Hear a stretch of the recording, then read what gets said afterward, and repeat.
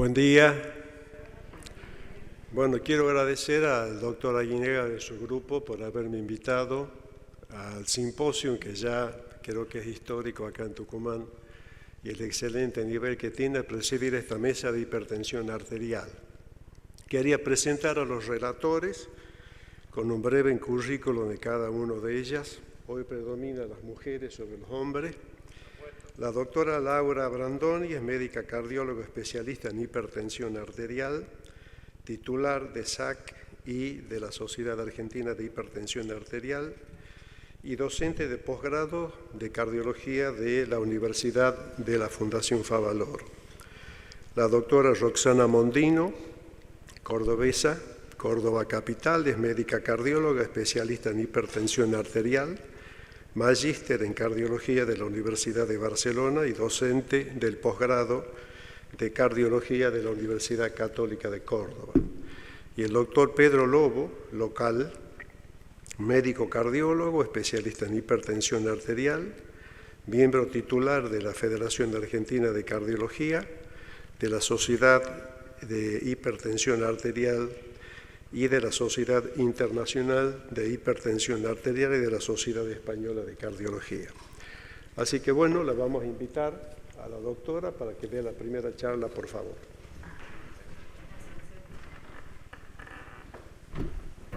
Yo bajo el micrófono. Buenos días a todos, gracias por estar acá a esta hora.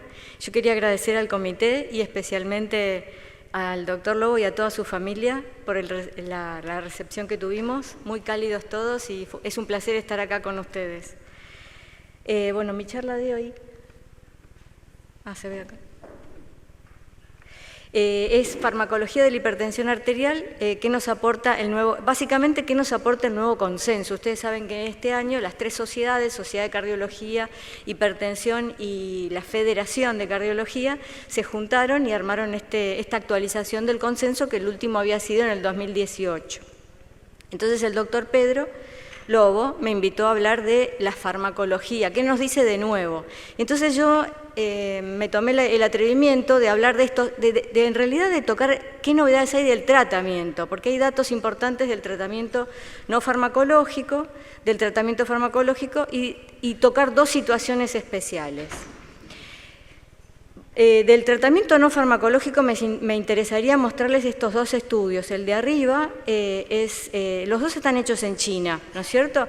El de arriba probablemente lo conozcan, publicado en el New England Journal del año 21, si mal no recuerdo, arriba, sí, 21, en el cual, muy interesante, a varias poblaciones o aldeas chinas las randomizaron en dos y a unas les dieron sal común y a otras les dieron sal sustituta con cloruro de potasio. O sea, es una sal enriquecida con potasio. Eran pacientes todos con alto riesgo, o sea, habían tenido accidente cerebrovascular o eran hipertensos de alto riesgo, mayormente eran adultos mayores y la mitad de la población era mujer, o sea, estaba bien representada la mujer en este trabajo. Y ellos vieron, como dice ahí, que, como ven arriba, que la sal sustituta, o sea, con potasio, era mucho más efectiva en reducir no solo la presión, sino eventos cardiovasculares mayores. Y abajo, el otro estudio que también fue hecho en China, acá abajo, muy parecido, vuelve a confirmar el hecho de que el cloruro de potasio baja la presión arterial, pero que además era más eficaz que la reducción del sodio. Y el otro punto muy importante, novedoso, que incorporó el consenso es la utilización de probióticos. Ustedes se acuerdan que la flora intestinal tiene mucho que ver con los procesos inflamatorios, con la teromatosis y con la hipertensión arterial, y entonces vieron que esto es un metaanálisis donde se utilizaron probióticos y que los probióticos disminuían la presión arterial. No mucho, pero la disminuían y cambiaban la flora intestinal en un escenario más beneficioso. Entonces el consenso, para ir adelantando, lo que está en rojo es lo más novedoso, digamos, es la incorporación de potasio en la dieta, y esto recalcan que el potasio no como suplemento de potasio ingerido, sino como alimentos ricos en potasio y sal sustituta en potasio es beneficiosa.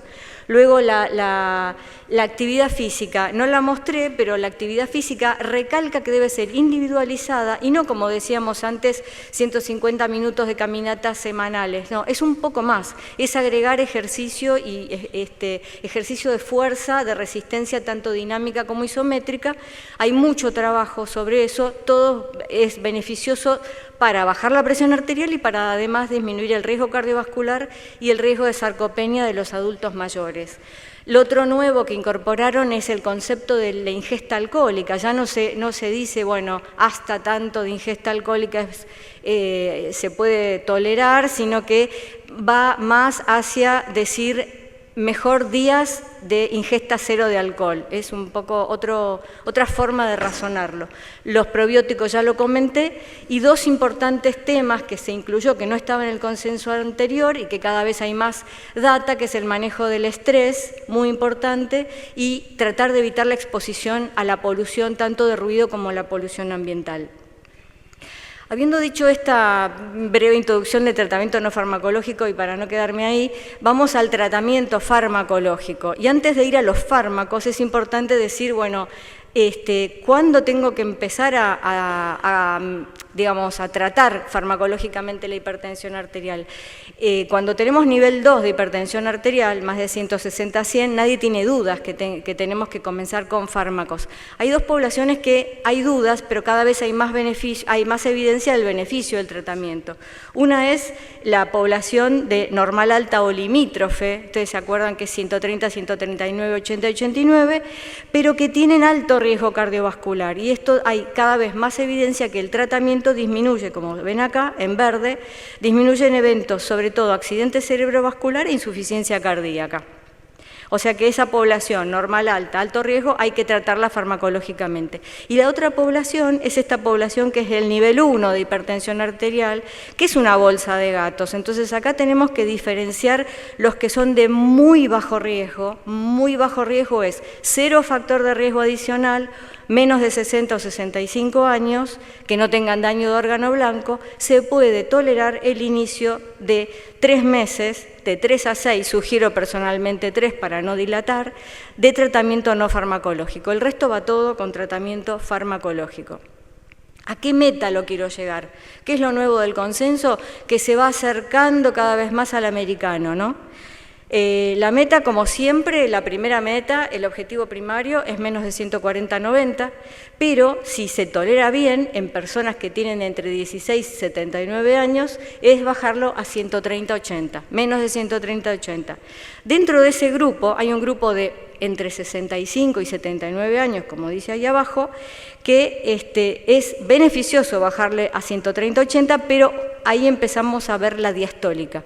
Ojo con la diastólica, tratar de que no baje menos de 70. Y en los pacientes mayores de 80 años, si están recibiendo medicación, y esto es un dato importante, si están recibiendo medicación, la toleran bien, no por el hecho de cumplir 80 tengo que deprescribir. ¿Por qué? Porque se demostró que eso de la deprescripción en pacientes que lo toleran bien aumenta en el riesgo cardiovascular. Entonces, en los de 80 años o más, si lo toleran bien, metas más bajas, como dice ahí, 140, 150, vigilando siempre la diastólica, y si los toleran muy bien y son robustos y no frágiles, se puede buscar una meta más baja, como dice, 130, 139.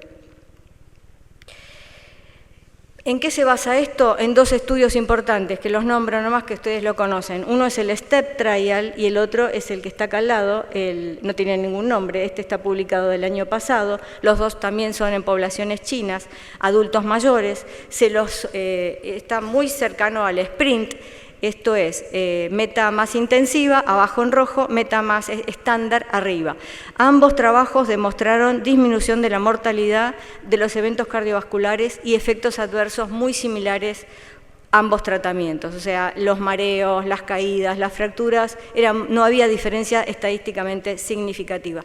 En base a esto es que el consenso argentino pone una meta más baja en población más adulta. Entonces, vamos a ver cómo los tratamos. Esto sigue todo igual, se los divide a los fármacos en 4 grupos. Como ustedes saben, el primer grupo son los fármacos que han demostrado, además de bajar la presión, bajar los eventos cardiovasculares. Y estos son los inhibidores de la enzima de conversión o ARA2, bloqueantes cálcicos, los diuréticos.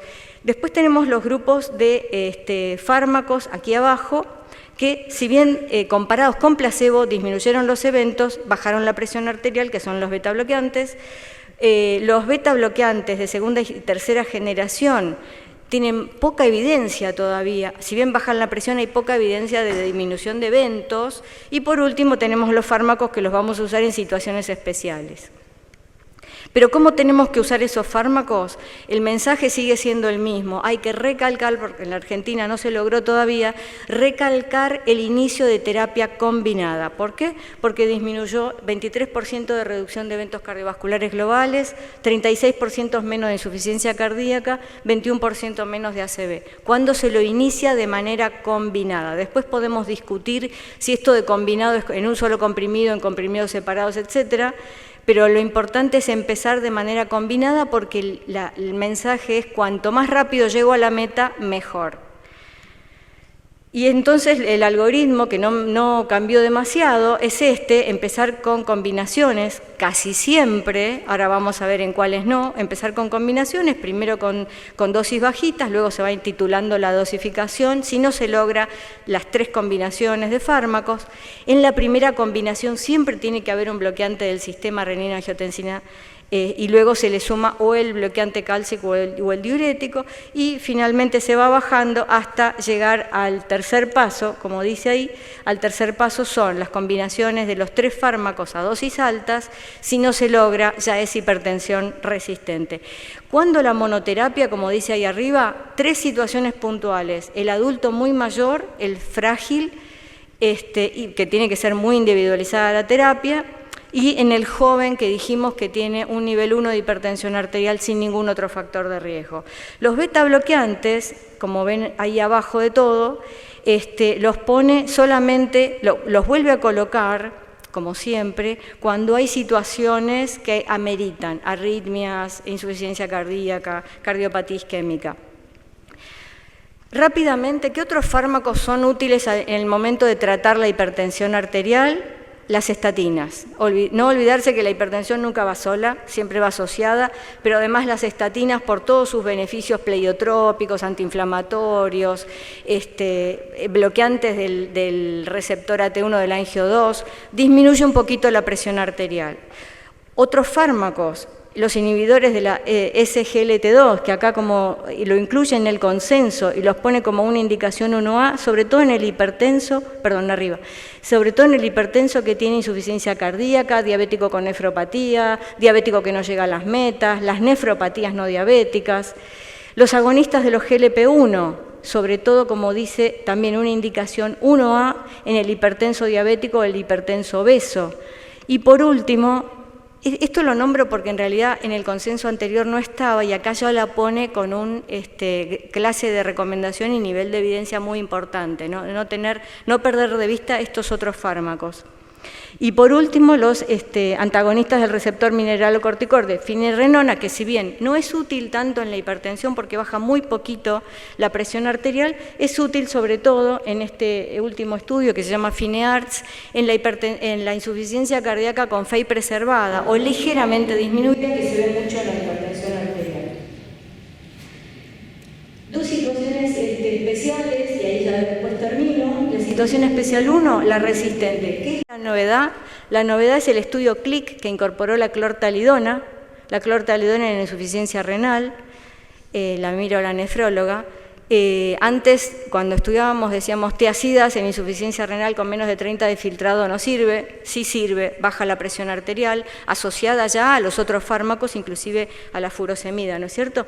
Y después lo otro que reflotó este consenso y la guía europea es la denervación renal. No es mi tema, tal vez si surge alguna pregunta la podemos contestar, pero vuelve a aparecer en el escenario la posibilidad de la denervación renal.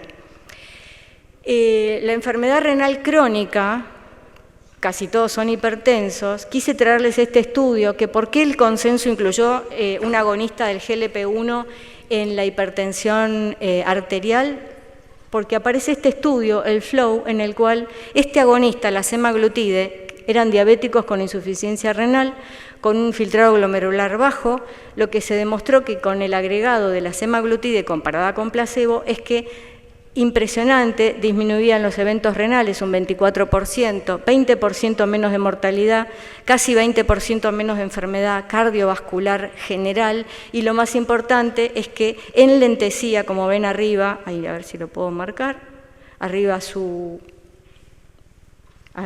derecha, enlentecía la disminución del filtrado glomerular en estos pacientes con nefropatía, o sea, tenerlo en cuenta al momento del tratamiento. Entonces, como conclusiones, les quise traer algunas novedades del tratamiento no farmacológico, sobre todo recordar el aporte de potasio, siempre decirle a nuestros pacientes, sobre todo la ingesta de frutas, espinacas, palta, las cosas que tienen mucho potasio, tratar de recordar la cifra de inicio del tratamiento, sobre todo en la limítrofe y en el hipertenso 1, llegar a objetivos óptimos lo antes posible, son cifras más bajas, los óptimos, más bajas que el consenso anterior, tratar de utilizar fármacos siempre de primera línea y siempre combinados, salvo en estas excepciones que nombramos, que hay un nicho para la monoterapia, como ya lo dijimos, y hay un nicho para los betabloqueantes, no es generalizado, y recordar siempre estos fármacos, las estatinas sobre todo, y los otros fármacos que nombramos al momento de tratar nuestro paciente hipertenso. Muchas gracias.